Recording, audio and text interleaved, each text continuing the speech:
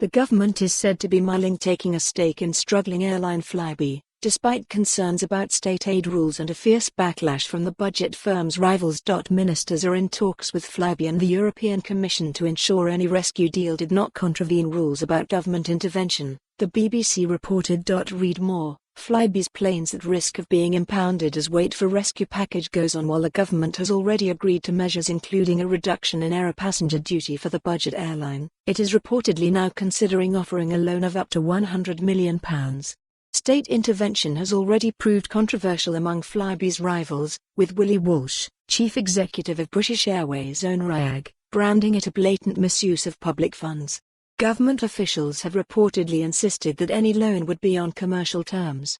However, industry experts have expressed doubts. In truth, of course, the government loan will never be on truly commercial terms. If it was on commercial terms, there would be external investors willing to do it, said Rob Burgess, editor of frequent flyer site Head for Points. This isn't to say that the government should not step in. I believe that it should, due to the key role Flybe plays in keeping many regional airports open. But the government should not mislead people about why it is doing it.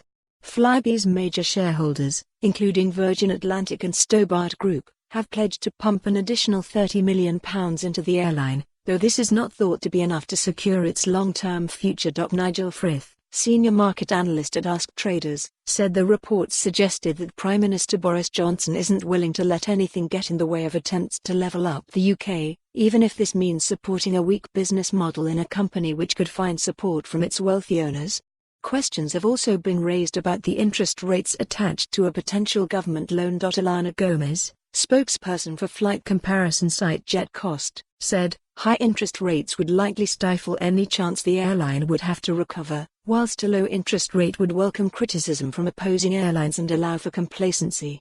Another mooted solution for the government is so-called warrants, which would allow it to offer a loan but reserve the right to purchase shares at a pre-arranged price at a later date. Gomez said warrants were probably the more palatable option of the two, as there is a higher chance that Flybe will be able to pay back their debts, and the taxpayer benefits from the process if successful. However, Burgess questioned what the government would do with the equity, as Flybe's owner consortium Connect Airways is not a listed company and there would be no obvious route for a minority stake. Read more. Ryanair boss Michael O'Leary calls Flybe. For more on this story, visit the news article link.